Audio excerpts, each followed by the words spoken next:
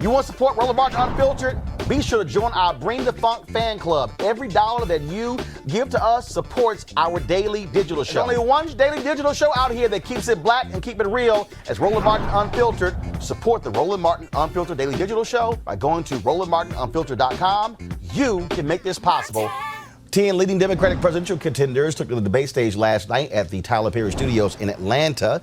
A lot of attention was focused on Mayor Pete Buttigieg, who was in first place in Iowa based upon recent polling, but he, of course, is not doing well among black voters. A lot of time was spent on disparaging Donald Trump, but you also had candidates who sort of went after each other. Harris against Gabbard, Booker taking a how high shot at Joe Biden. Here's a roundup. President Trump has dramatically changed America's approach to our adversaries by holding summits with Kim Jong-un, getting out of the Iran nuclear deal, and at times embracing Vladimir Putin and other strongmen. So let's talk about what kind of commander-in-chief you would be. Senator Harris, North Korea is now threatening to cancel any future summits if President Trump does not make concessions on nuclear weapons. If you were commander-in-chief, would you make concessions to Kim Jong-un in order to keep those talks going? With all due deference to the fact that this is a presidential debate, Donald Trump got punked. He has conducted foreign policy since day one, born out of a very fragile ego that fails to understand that one of the most important responsibilities of the commander-in-chief is to concern herself with the security of our nation and homeland, and to do it in a way that understands that part of the strength of who we are as a nation, and therefore an extension of our ability to be secure, is not only that we have a vibrant military, but that when we walk in any room around the globe, we are respected because we keep to our word, we are consistent, we speak truth, and we are loyal. What Donald Trump has done, from pulling out of the Paris Agreement to pulling out of the Iran nuclear deal, to consistently turning a back on people who have stood with us in difficult times, including most recently the Kurds, points out that Donald Trump is the greatest threat to the national security of our nation at this moment. But would you make concessions to North Korea to keep talks going? Not at this point. There are no concessions to be made. He has traded a photo op for nothing.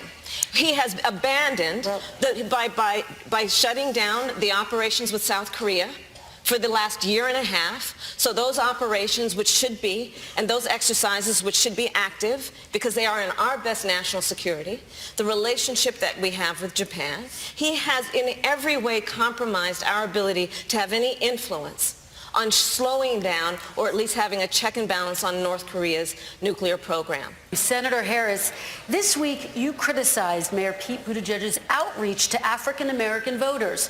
You said, quote, the Democratic nominee has got to be someone who has the experience of connecting with all of who we are as the diversity of the American people, end quote.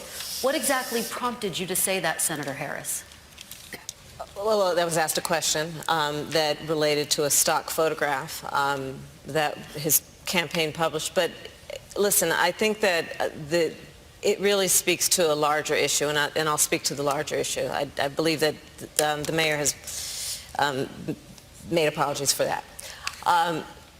The larger issue is that for too long, I think, candidates have taken for granted constituencies that have been the backbone of the Democratic Party and have overlooked those constituencies and they show up when it's, close to election time and show up in a black church and want to get the vote, but just haven't been there before. I mean, there are plenty of people who applauded black women for the success of the 2018 election, applauded black women for the election of a senator from Alabama. But at some point, folks get tired of just saying, thank me for showing up, and say, well, show up for me. Because when black women are 3 to 4 times more likely to die in connection with childbirth in America, when the sons of black women will die because of gun violence more than any other cause of death, when black women make 61 cents on the dollar as compared to all women who tragically make 80 cents on the dollar, the question has to be, where you been and what are you going to do? And do you understand who the people are? And I'm running for president because I believe that we have to have leadership in this country who has worked with and have the experience of working with all folks. And we've got to recreate the Obama coalition to win. And that means about women, that's people of color, that's our LGBTQ community, that's working people, that's our labor unions. But that is how we are going to win this election, and I intend to win. I wanted to return back to this issue of black voters. I have a lifetime of experience with black voters. I've been one since I was 18. Nobody on this stage should need a focus group to hear from African-American voters. Black voters are pissed off, and they're worried. They're pissed off because the only time our issues seem to be really paid attention to by politicians is when people are looking for their vote. And they're worried because the Democratic Party, we don't want to see people miss this opportunity and lose because we are nominating someone that isn't trusted, doesn't have authentic connection. And so that's what's on the ballot, and issues do matter. I have a lot of respect for the vice president. He has sworn me into my office as a hero. This week I hear him literally say that I don't think we should legalize marijuana. I thought you might have been high when you said it. and let me tell you, because marijuana in our country is already legal for privileged people. And the war on drugs has been a war on black and brown people. And so let me just say this. With more African Americans under criminal supervision in America than all the slaves since 1850, do not roll up into communities and not talk directly to issues that are going to relate to the liberation of children, because there are people in Congress right now that admit to smoking marijuana, while there are our kids are in jail right now for those drug crimes. And so these are the kind of issues that mean a lot to our community, and if we don't have somebody authentically, we lost the last election. Let me just give you this data example. We lost in Wisconsin because of a massive diminution, a lot of reasons, but there was a massive diminution in the African-American vote. We need to have someone that can inspire, as Kamala said, to inspire African-Americans to the polls at record numbers. Thank you, Senator Booker. I'm part of that Obama coalition. I come out of the black community in terms of my support. If you notice, I have more people supporting me in the black community that have announced for me because they know me. They know who I am. 3 former chairs of the Black Caucus. The only African-American woman that ever been elected to the United States Senate. A whole range of people. No, my point is... That's not true. The other one is here. I said the first. I said the first African-American elected. The first African-American. So my point is that one of the reasons I was picked to be vice president was because of my relationship, long-standing relationship with the black community. I was part of that coalition.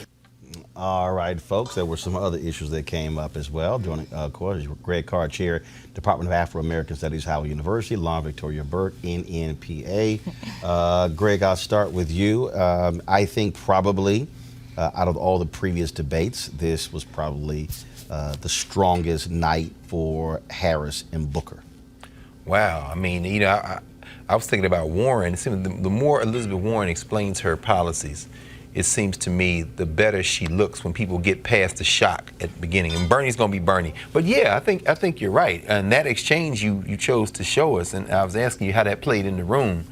Yeah, the gloves are off, man. I mean, but what do they have to lose? I mean, Booker obviously did what he did, but Biden, Biden has nowhere to go but down. You've been saying this for a long time. He's peaked. I mean, and this erosion is probably going to correlate to black people getting more and more comfortable with the idea that we do have choices. We've got to educate ourselves and we've got to vote differently. But yeah, last night, Harris and Booker definitely. The reason I saw, if you look at, I think this debate was a tale of 2 debates. In the first half of the debate, Lauren, there was probably in the first 40 minutes, about 5 or so questions that were directed at Elizabeth Warren. I mean, I was sitting on the far left side of the floor, and you can see Andrew Yang and Tom Steyer thought were going to jump out of their suits because they pretty much got ignored for the first 45 minutes, and same with Gabbard, and they kept going back to Warren. Also, what really bothered me, I think, the most, everybody's praising the fact that you had 4 women who were the moderators, and they did a good job. Here's my issue. I think 4 people moderating a debate are far too many people. Right. 2, you're trying to cover way too many issues. Perfect example. There was one point Elizabeth Warren was asked a question about military service. Only 1% of Americans. She's the only person who got the question. Right. Then they went to a question about white domestic terrorism, and Gabbard and I think Yang, or Gabbard and Steyer. It was Gabbard and Yang. Answered the question, and I'm sitting there going, Or it was Gabbard and I'm Pete. sorry. Yeah. Hello, and then when they said we're going to move to race, then in the middle of a so-called race discussion, Biden gets a Me Too question, then they go back to race. It was sort of like that to me. What I felt was disjointed. I thought that was actually a mistake. It felt like somebody was reading, like Ashley Parker or one of them reading the subjects, and they went to Me Too, and you're right, they came back to race. It was so strange. Frankly, this was clearly the best Cory Booker performance, right? If you don't have him standing there, and Elizabeth Warren as well, but those 2 senators, if you don't have them standing there, you don't hear anything about redlining. You don't hear anything about gentrification. Right. It was actually Amy Klobuchar who brought up voting rights first without being asked. First time, right.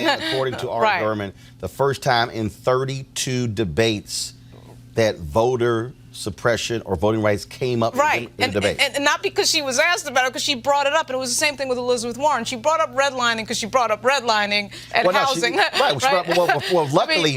for the moderators, finally housing became a question. And unfortunately, the former HUD Secretary, Julian Castro, wasn't on the stage because you have Tulsi who didn't qualify. Standing there for some reason that nobody can figure out. Well, anyway, so you had those 4 in particular bring things up when Harris went into the thing about black women being the base, the most important base for the party, most important Democrat for the Democratic Party. She brought that up on her own because I don't care what anyone says. Now, I've seen this movie too many times. If you do not have an African-American moderator that centers African-American issues, they will not come up. Period. End of story. Well, and also, if you notice, in every debate, the black person has to bring it up. Exactly. I would really like to see a white moderator bring up some questions dealing with race and not leave it to the black person. Also, it's worse than that because the dynamics of TV anchors, of course, is that Rachel Maddow wants to talk about impeachment and Russians all night. So the first 5 questions were on Russia. Then they circled back to impeachment again.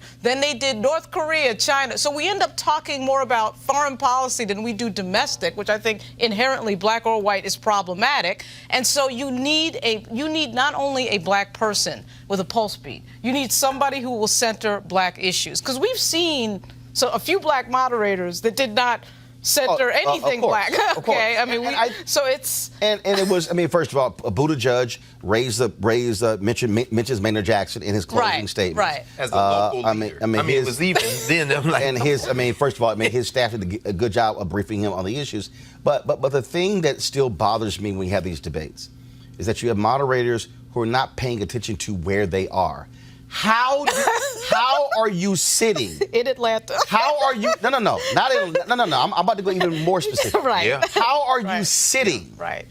In the Oprah Winfrey soundstage. Right. Come on a lot owned by an African American, Tyler Perry, who invested $250 million into this studio, and you do not have a real discussion about black folks and access to capital. Well, you don't have a real discussion about how do you use your political power to drive that.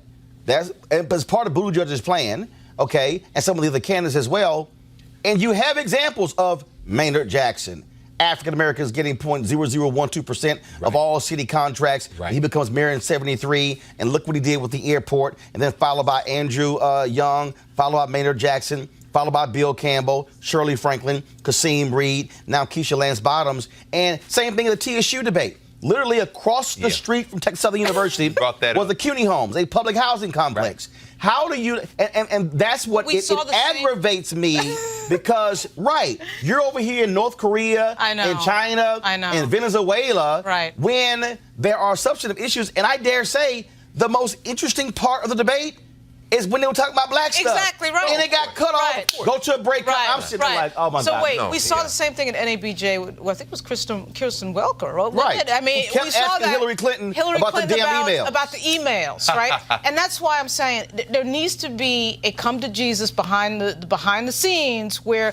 we're not having this ridiculousness play out again. No, and actually, here's what needs to happen. I mean, what? Here's what actually needs to happen. When this debate was announced, it was announced, Greg, as the Washington Post and MSNBC are the co-hosts along with Urban One.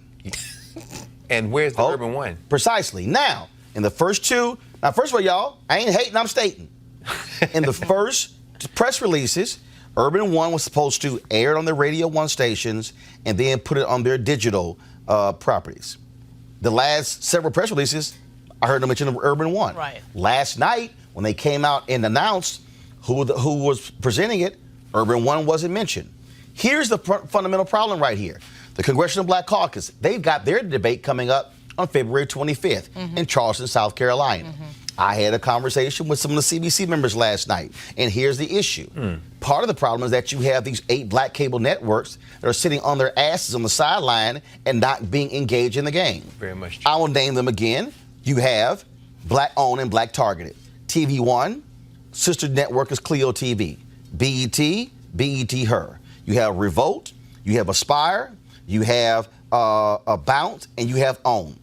I'm sorry, I don't understand why the black-owned and black-targeted networks don't come together and say, we're going to put, as a consortium, we're going to sponsor the debate. Absolutely. We're going to the 8 black networks should be the sponsor of that February 25th debate in Charleston, South Carolina. That debate shouldn't be on, and if a CNN or MSNBC or somebody else wants to air it, fine. But those networks should control the damn moderators, control the questions, so you're getting a substantive conversation. Yeah. So part of the problem here is that the black networks are sitting on the sidelines and unwilling to get in the game. Absolutely, absolutely. And in fact, 2 of them you named, Oprah Winfrey Network and BET, now that Tyler Perry has a much closer relationship with BET, you would think that that would be non-negotiable. They would start with that. I mean, even last night, they're sitting in Atlanta. But, you know, it's interesting, Roland, because it makes me think about this, listening to you and Lauren talk, and, you know, knowing that you understand the way that you understand the intricacies of how the political machine works. I wonder how shocked people will be when the primaries start and the percentages of people who get certain demographics vote may not match up with the way things have been polled or reflect the things that are discussed in the debates. I mean, Buttigieg is polling at 0 in South Carolina, so we kind of know what to expect with that. But I wonder, because the ground game of some of these folks, I think about the Sanders campaign in particular, I don't know that some of these same people who are asking about impeachment and Russia and the Ukraine will be shocked to find out when the votes come in that the things they were asking about won't be reflected in the exit polls when the people vote differently than they. That happens every time. That happens every time because first of all, let's just be real. Nobody votes based on foreign policy. So we spend half the night talking about China and North Korea, and impeachment is a domestic issue, but really we're talking about Ukraine and Russia. So I get that Maddow, and I love Andrea Mitchell and Rachel Maddow. But their expertise is typically wanting to talk about impeachment and foreign policy, right? So I knew when I saw those 2 moderators what type of evening it was going to be. Then when we get to domestic, you know, there's like this need to, and no offense, because we all have our pet issues. If I'm one of the moderators, I'm not talking about any of the stuff they're talking about. You know, I'm going to keep it all basically domestic.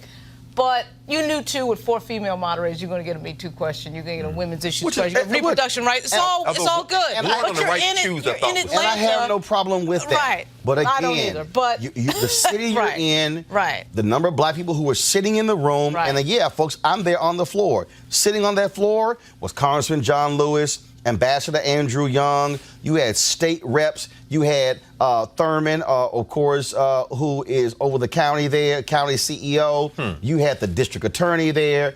You had Mark Morial, Derek Johnson, Derek of the NAACP. You got Sharpton. You got all these folks who are sitting in the audience. And again, it is maddening, but I will say it again. Let me say this again before I go to a break. And the only way this changes, let me be real clear, is when black people who have media properties, stop feeding black people entertainment and actually, for one damn night every 4 years, have the guts to sponsor our own debate. Some of y'all, yes, that was a town hall between CNN and TV One in 2016. I didn't want to do it with CNN. I told Alfred Liggins we should do it ourselves. We didn't need them to have to do it. And that, to me, is the problem. And that is what is angering me about what is going on. Black people, we actually have the power. The largest delegation in the House Democrats, the Congressional Black Caucus. Trust me, African Americans can go to Tom Perez and look him in the eye and say, award one of these debates to a black network. When ABC had the debate, Univision was sitting on the stage. Yes. Jorge Ramos was sitting on the stage. Right. But the problem is that it's a little hard for black networks to do that when you don't even do black news. 1,344 hours a week, not 1 hour dedicated to news. So let me go ahead and say this again, okay?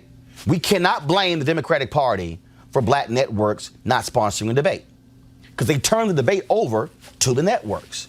We can't blame anybody else. It's black media folks who need to step their game up and actually do this. And that, to me, is part of the problem.